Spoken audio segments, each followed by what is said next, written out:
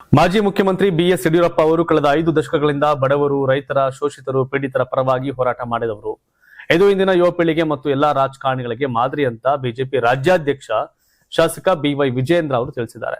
ಮಾಧ್ಯಮಗಳ ಜೊತೆ ಮಾತನಾಡಿದ ಅವರು, ಬಿಎಸ್ವೈ ಅಭಿಮಾನೋತ್ಸವದ ಮುಖೇನ ಮತ್ತೊಮ್ಮೆ ಆ ಹೋರಾಟದ ಕಿಚ್ಚು ರಾಜ್ಯದಲ್ಲಿ ಬರಬೇಕಿದೆ. ಪ್ರಾಮಾಣಿಕವಾಗಿ ಎಲ್ಲಾ ಸಮುದಾಯದ ಪರವಾಗಿ ಧ್ವನಿ ಎತ್ತುವ ಕೆಲಸ ಆಗ್ಬೇಕಿದೆ ಅಂತ ಹೇಳಿದ್ರು. ಯಡಿಯೂರಪ್ಪ ಒಂದು ಸಮುದಾಯದ ನಾಯಕರಲ್ಲ, ನಾಡಿನ ಎಲ್ಲಾ ಸಮುದಾಯದವರು ಅವ್ರನ್ನ ತಮ್ಮ ನಾಯಕರೆಂದು ಗುರುತಿಸಿದ್ದಾರೆ ಎಂದು ಹೇಳಿದರು. ಯಡಿಯೂರಪ್ಪನವರು ಪರಿಶ್ರಮದಿಂದ ರಾಜ್ಯದಲ್ಲಿ ಸಂಘಟನೆ ಮಾಡಿದವರು, ರಾಜ್ಯದ ಮುಖ್ಯಮಂತ್ರಿಗಳಾಗಿದ್ದ ಅವರು ಎಲ್ಲರಿಗೂ ಪ್ರೇರಣಾ ಶಕ್ತಿ ಅಂತ ವಿಶ್ಲೇಷಿಸಿದ್ರು. ಯಡಿಯೂರಪ್ಪನವರ ಹೆಸರು ಕೇಳಿದ್ರೆ ನಮ್ಮ ಕಾರ್ಯಕರ್ತರಲ್ಲಿ ರೋಮಾಂಚನ ಆಗುತ್ತದೆ ಅಂತ ಹೇಳಿದ್ರು. ಅವರು ಬಿಜೆಪಿ ಅಗ್ರಗಣ್ಯ ನಾಯಕರು ಅಂತ ವಿಜಯೇಂದ್ರ ತಿಳಿಸಿದ್ರು. ಯಡಿಯೂರಪ್ಪನವರ ಶಕ್ತಿಯನ್ನ ಬಳಸಿಕೊಂಡು ಬಿಜೆಪಿ ಸಂಘಟನೆಯನ್ನ ಬಲಪಡಿಸಲಾಗುವುದು ಅಂತ ಹೇಳಿದ್ರು. ಇದೇ ಸಂದರ್ಭದಲ್ಲಿ ಸುಮಾರು 8 ರಿಂದ 10 ಲಕ್ಷ ಜನರು ಈ ಕಾರ್ಯಕ್ರಮಕ್ಕೆ ಸೇರುವ ನಿರೀಕ್ಷೆ ಇದೆ ಅಂತ ಉತ್ತರಿಸಿದ್ರು. ಪಕ್ಷದಲ್ಲಿ ಯಡಿಯೂರಪ್ಪನವರಿಗೆ ಅನ್ಯಾಯ ಆಗಿಲ್ಲ ಅಂತ ವಿಜಯೇಂದ್ರ ಹೇಳಿದ್ರು. ಮತ್ತೆ ಇದೇ ಜೊತೆಗೆ ರಾಷ್ಟ್ರೀಯ ಪಕ್ಷ ಬಿಜೆಪಿ ಯಾವತ್ತು ಏನ್ ಮಾಡ್ಬೇಕಾದ್ರೂ ಅದನ್ನು ನಿರ್ಧಾರ ತೆಗೆದುಕೊಳ್ಳುತ್ತೆ. ರಾಜ್ಯಾಧ್ಯಕ್ಷ ಹುದ್ದೆ ಕುರಿತ ಪ್ರಶ್ನೆಗೆ ಈ ರೀತಿ ಉತ್ತರ ಕೊಟ್ಟರು. ನನ್ನನ್ನ ರಾಜ್ಯಾಧ್ಯಕ್ಷನಾಗಿ ಮಾಡಿದ್ದು, ರಾಜ್ಯಾದ್ಯಂತ ಪ್ರವಾಸ ಮಾಡಿ ಸಂಘಟನೆ ಕೆಲಸ ಮಾಡ್ತಿದ್ದೇನೆ. ಪಕ್ಷದ ತೀರ್ಮಾನಕ್ಕೆ ನಾವು ಬದ್ಧರಾಗಿರ್ತೇವೆ, ಇರಬೇಕಾಗಿರುತ್ತೆ ಅಂತ ವಿಜಯೇಂದ್ರ ಹೇಳಿದ್ರು. ಸಿದ್ದರಾಮೋತ್ಸವ ದಾವಣಗೆರೆಯಲ್ಲಿ, ಯಡಿಯೂರಪ್ಪೋತ್ಸವ ಚಿತ್ರದುರ್ಗದಲ್ಲಿ ಏನೋ ಸಂದೇಶ ಕೂಡ ಕೊಟ್ಟಂಗೈತೆ ವಿಜಯೇಂದ್ರ ಅವರು, ನೋಡ್ಬೇಕು. ಗುಜರಾತ್ ಸ್ಥಳೀಯ ಸಂಸ್ಥೆಗಳ ಚುನಾವಣೆಯಲ್ಲಿ ಬಿಜೆಪಿ ಭರ್ಜರಿ ಜಯ ಸಾಧಿಸಿದ್ದು ರಾಜ್ಯ ರಾಜಕೀಯದಲ್ಲಿ ತನ್ನ ಪ್ರಾಬಲ್ಯವನ್ನ ಮತ್ತೊಮ್ಮೆ ಸಾಬೀತುಪಡಿಸಿದೆ. ಅನೇಕ ಕಡೆ ವಿರೋಧ ಪಕ್ಷದ ಅಭ್ಯರ್ಥಿಗಳು ಕೊನೆಯ ಕ್ಷಣದಲ್ಲಿ ಸ್ಪರ್ಧೆಯಿಂದ ಹಿಂದೆ ಸೇರಿದ ಪರಿಣಾಮ 717 ಸ್ಥಾನಗಳಲ್ಲಿ ಬಿಜೆಪಿಯ ವಿರೋಧವಾಗಿ ಆಯ್ಕೆಯಾಗಿದೆ. 43 ಪುರಸಭೆ, 370 ನಗರ ಪಾಲಿಕೆ, 52 ಜಿಲ್ಲಾ ಪಂಚಾಯಿತಿ ಮತ್ತು 252 ತಾಲೂಕು ಪಂಚಾಯಿತಿ ಸ್ಥಾನಗಳಲ್ಲಿ ಮತದಾನವೇ ನಡೆಯದೆ ಬಿಜೆಪಿ ಗೆಲುವು ದಾಖಲಿಸಿದೆ. ಒಟ್ಟಾರೆ 5234 ಸ್ಥಾನಗಳಲ್ಲಿ ಬಿಜೆಪಿ 3829 ಸ್ಥಾನಗಳನ್ನು ಗೆದ್ದು ಭಾರಿ ಮುನ್ನಡೆಯನ್ನು ಸಾಧಿಸಿದೆ. ಕಾಂಗ್ರೆಸ್ 964 ಹಾಗೂ ಎಎಪಿ ಸುಮಾರು 360 ಸ್ಥಾನಗಳಿಗೆ ಸೀಮಿತವಾಗಿದೆ. ಪುರಸಭೆಗಳಲ್ಲಿ ಬಿಜೆಪಿ 937 ಸ್ಥಾನಗಳನ್ನು ಗೆದ್ದು ಶೇಕಡ 59% ಮತಗಳನ್ನು ಪಡೆದಿದ್ರೆ ಕಾಂಗ್ರೆಸ್ ಶೇಕಡ 27 ಮತ್ತು ಎಎಪಿ ಶೇಕಡ 10 ಮತಗಳನ್ನು ಪಡೆದಿವೆ.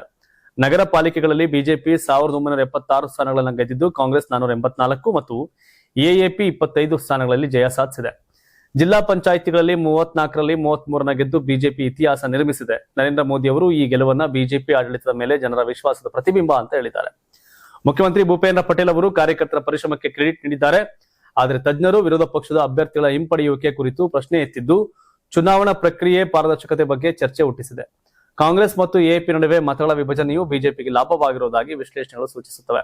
ಒಟ್ಟಾರೆ ಗುಜರಾತ್ನಲ್ಲಿ ಬಿಜೆಪಿ ತನ್ನ ಬಲವನ್ನ ಮತ್ತಷ್ಟು ಗಟ್ಟಿ ಮಾಡಿಕೊಂಡಿದ್ದು 2027ರ ವಿಧಾನಸಭೆ ಚುನಾವಣೆಗೆ ಮುನ್ನ ಸ್ಪಷ್ಟ ರಾಜಕೀಯ ಸಂದೇಶ ನೀಡಿದೆ.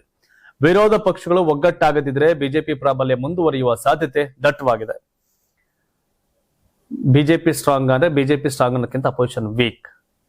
ಹಾಗಾಗಿ ಬಿಜೆಪಿ ಸ್ಟ್ರಾಂಗ್ ಆಗ್ತಾ ಇದೆ. ದೇಶದ ಗಮನ ಸೆಳೆದಿರತಕ್ಕಂಥ ಪಂಚರಾಜ್ಯಗಳ ಚುನಾವಣಾ ಫಲಿತಾಂಶಗಳು ಮುಂದಿನ ಸೋಮವಾರ ಮೇ 4ರಂದು ಪ್ರಕಟವಾಗಲಿದೆ. ಪಶ್ಚಿಮ ಬಂಗಾಳದ 2ನೇ ಅಂತಿಮ ಹಂತದ ಮತದಾನ ಮುಗಿದ ಬೆನ್ನಲ್ಲೇ ವಿವಿಧ ಸಂಸ್ಥೆಗಳ ಎಕ್ಸಿಟ್ ಪೋಲ್ಗಳು ಹೊರಬಿದ್ದಿವೆ.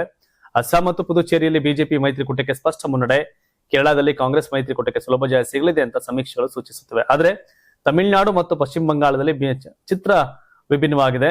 234 ಸ್ಥಾನಗಳ ತಮಿಳುನಾಡು ವಿಧಾನಸಭೆಯಲ್ಲಿ ಸರಳ ಬಹುಮತಕ್ಕೆ 118 ಸ್ಥಾನ ಅಗತ್ಯವಿದೆ.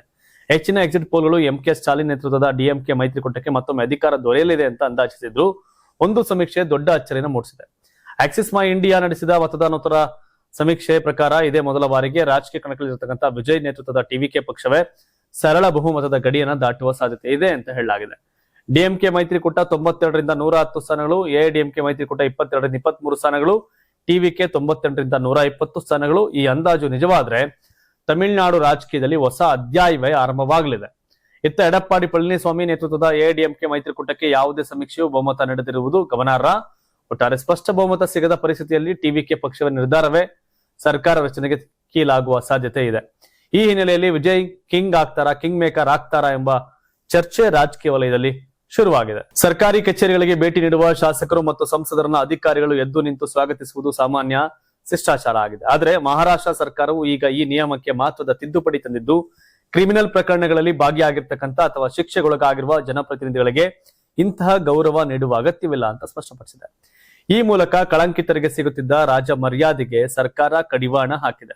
ಕಳೆದ ವರ್ಷ ನವೆಂಬರ್ 20ರಂದು ಹೊರಡಿಸಿದ್ದ ಆದೇಶದ ಪ್ರಕಾರ ಸಭೆ ಅಥವಾ ಕಚೇರಿಗಳಿಗೆ ಚುನಾಯಿತ ಪ್ರತಿನಿಧಿಗಳು ಬಂದಾಗ ಅಧಿಕಾರಿಗಳು ಕಡ್ಡಾಯವಾಗಿ ಎದ್ದು ನಿಂತು ಸ್ವಾಗತಿಸಬೇಕಿತ್ತು. ಆದರೆ ಈಗಿನ ತಿದ್ದುಪಡಿಯ ಅನ್ವಯ ಯಾವುದೇ ಚುನಾಯಿತ ಪ್ರತಿನಿಧಿಯು ಕ್ರಿಮಿನಲ್ ಅಥವಾ ಇತರ ಗಂಭೀರ ಪ್ರಕರಣಗಳಲ್ಲಿ ಶಿಕ್ಷೆಗೆ ಗುರಿಯಾಗಿದ್ರೆ ಅಥವಾ ವಿಚಾರಣೆಗೆ ಸಂಬಂಧಿಸಿದಂತೆ ಸಮನ್ಸ್ ಜಾರಿಯಾಗಿದ್ರೆ ಅಂತವರಿಗೆ ಈ ಗೌರವ ಸಿಗೋದಿಲ್ಲ.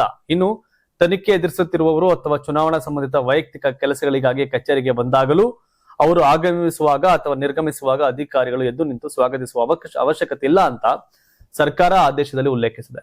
ಸರ್ಕಾರದ ಈ ನಿರ್ಧಾರದ ಹಿಂದೆ ಒಂದು ಪ್ರಬಲವಾದ ಕಾರಣವಿದೆ. ಅನೇಕ ಬಾರಿ ಕ್ರಿಮಿನಲ್ ಪ್ರಕರಣಗಳ ತನಿಖೆ ನಡೆಸುವ ಪೊಲೀಸ್ ಅಧಿಕಾರಿಗಳೇ ಅದೇ ಆರೋಪಿ ಸ್ಥಾನದಲ್ಲಿರತಕ್ಕಂಥ ರಾಜಕಾರಣಿಗಳು ಕಚೇರಿಗೆ ಬಂದಾಗ ಶಿಷ್ಟಾಚಾರದ ಹೆಸರಿನಲ್ಲಿ ಎದ್ದು ನಿಂತು ಗೌರವ ಸಲ್ಲಿಸಬೇಕಾಗಿತ್ತು. ಇದು ತನಿಖಾಧಿಕಾರಿಗಳ ಆತ್ಮಸ್ಥೈರ್ಯದ ಮೇಲೆ ನಕಾರಾತ್ಮಕ ಪರಿಣಾಮ ಬೀರ್ತಿಯಾಯಿತು. ಈಗ ಹೊಸ ನಿಯಮ ಜಾರಿಗೆ ತರೋದ್ರಿಂದ ಪೊಲೀಸರ ಮತ್ತು ಸರ್ಕಾರಿ ಅಧಿಕಾರಿಗಳ ಘನತೆ ಹಾಗೂ ಆತ್ಮಸ್ಥೈರ್ಯ ಹೆಚ್ಚಾಗಲಿದೆ ಎನ್ನುವುದು ಮಹಾರಾಷ್ಟ್ರ ಸರ್ಕಾರದ ಲೆಕ್ಕಾಚಾರವಾಗಿದೆ. ಮಹಾರಾಷ್ಟ್ರ ಸರ್ಕಾರದ ಈ ದಿಟ್ಟ ಕ್ರಮಕ್ಕೆ ಸೋಷಿಯಲ್ ಮೀಡಿಯಾದಲ್ಲಿ ವ್ಯಾಪಕ ಮೆಚ್ಚುಗೆ ವ್ಯಕ್ತವಾಗ್ತಾ ಇದ್ದು, ಕಳಂಕಿತ ರಾಜಕಾರಣಿಗಳಿಗೆ ಕಾನೂನಿಗಿಂತ ಮಿಗಿಲಾದ ಸ್ಥಾನವಿಲ್ಲ ಎಂಬ ಸಂದೇಶವನ್ನ ಈ ಮೂಲಕ ರವಾನಿಸಲಾಗಿದೆ ಅಂತ ಸಾರ್ವಜನಿಕರು ಶ್ಲಾಘಿಸಿದ್ದಾರೆ. ಸದ್ಯ ಈ ಬದಲಾವಣೆಯು ಆಡಳಿತ ಯಂತ್ರದಲ್ಲಿ ಪಾರದರ್ಶಕತೆ ಮತ್ತು ಅಧಿಕಾರಿಗಳ ಸ್ವಾಭಿಮಾನವನ್ನ ಎತ್ತಿ ಹಿಡಿಯುವಲ್ಲಿ ಪ್ರಮುಖ ಪಾತ್ರ ವಹಿಸಲಿದೆ ಅಂತ ವಿಶ್ಲೇಷಿಸಲಾಗ್ತಾ ಇದೆ. ಗುಡ್. ಕಳ್ಳಕಾಕರಿಗಾದ್ರೆ ಯಾಕೆ ಸೆಲೆಕ್ಟ್ ಹೊಡಿಬೇಕು? ಅದು MLA ಆದ್ರೇನು MP ಆದ್ರೇನು ಕಳ್ಳರೇ ಅಪರಾಧಿಗಳು, ಅಪರಾಧಿಗಳೇ. ಹಾಗಾಗಿ ಮಹಾರಾಷ್ಟ್ರ ಸರ್ಕಾರದ ನಿರ್ಧಾರ ಗುಡ್. ನೀವು ಸಣ್ಣ ಆಗ್ಬೇಕಲ್ವಾ? ಅದು ಒಂದು ಉತ್ತಮ ಆಹಾರದಿಂದ ಸಣ್ಣ ಆಗ್ಬೇಕಲ್ವಾ? ಪ್ರತಿದಿನ ನಮ್ಮ ಜೀನಿ ಸ್ಲಿಮ್ ನ ಯೂಸ್ ಮಾಡಿ ಯಾವುದೇ ಸೈಡ್ ಎಫೆಕ್ಟ್ ಇಲ್ದಂಗೆ ನೀವು ಸಣ್ಣ ಆಗ್ತೀರಾ.